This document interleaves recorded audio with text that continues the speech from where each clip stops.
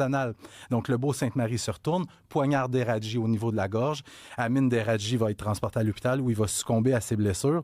Et là, je suis sûr qu'il y a des gens qui nous écoutent qui disent « Ben voyons donc, tout le monde a un pic en dedans. » On s'en est parlé par message texte il y a quelques jours. J'écoute depuis quelques temps.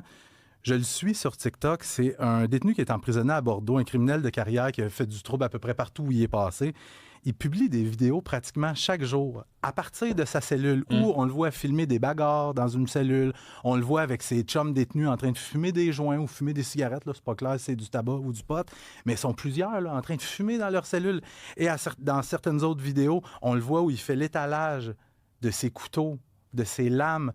Puis honnêtement, tu sais, j'en ai vu là, des choses dans ma carrière, puis je vois des vidéos d'une lame de 30-40 cm qui va éventuellement peut-être être utilisée contre un autre détenu. Mais ça c'est dans des pénitenciers. Celui-là, c'est à Bordeaux. Fait que c'est une prison. C'est ça. OK. Parce que moi, on m'a dit, j'avais fait ça comme entrevue au France-Erreur il y a longtemps, je sais pas si ça tient encore, mais des gardiens de pénitenciers nous disaient, quand ils veulent fouiller une cellule, il faut qu'ils fassent une demande à Ottawa.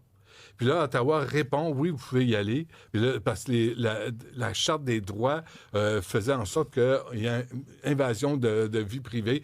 Mais écoute, moi, j'en revenais pas qu'il me dise ça. Je connais bien un agent correctionnel à Bordeaux. J'ai envoyé le profil. Ça, c'est au provincial. Ouais, mais quand même, ça reste dans les établissements carcéraux. C'est un gros problème, les livraisons par drone. Ouais. Mais j'ai envoyé le profil de ce détenu-là en disant... C'est lui qui diffuse des vidéos sur les réseaux sociaux. Ça vous inquiète pas? Puis il m'a répondu, si tu savais, puis je le lis textuellement, si tu savais le nombre de bandits qui se filment avec leur cell et qui publient ça sur les réseaux sociaux, il y en a des tonnes. Le problème, c'est que même si on saisit son cellulaire, ça prend 2 jours et il y en a un nouveau. Parce qu'il va se le faire livrer par drone. Donc, on a abdiqué. Ben, tu sais, t'as les gouvernements, tu avais reçu François Bonnardel en entrevue, je sais, c'était en décembre. C'est un bout, là. Il fait plusieurs mois, puis il disait, ouais, on est à la table à dessin, on est en discussion avec Ottawa. Et là, force est d'admettre qu'il n'y a rien. Il n'y a rien. Pour intercepter les drones. Mais juste une question niaiseuse. Pourquoi ils ne mettent pas juste un espèce de filet métallique au-dessus des cours? Ta question est excellente. Puis je n'ai pas la réponse. Je ne sais pas pourquoi. Il y a des compagnies qui se spécialisent spécifiquement dans l'installation de systèmes, si tu veux, anti-drones autour des prisons. Il y en a des compagnies dans le monde, c'est ça la job.